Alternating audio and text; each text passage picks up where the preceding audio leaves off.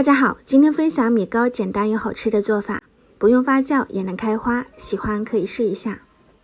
这是大米粉230克，也就是市面上的蒸米粉，白糖35克，纯牛奶200克，泡打粉3克，也可以用酵母粉代替，搅拌混合。看一下这个浓稠度，这样就可以了。倒入到纸杯里面，撒一点黑芝麻，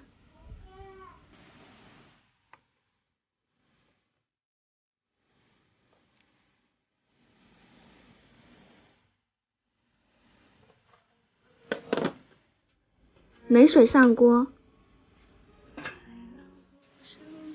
水开后再蒸15分钟即可出锅。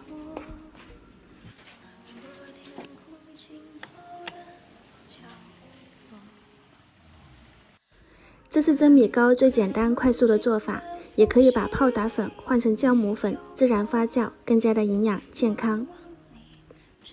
同样呢，也可以把米粉换成面粉，这样做出来就是开花馒头。当早餐吃非常不错，香甜绵软，喜欢大家可以试一下。我是夏妈，下期再见。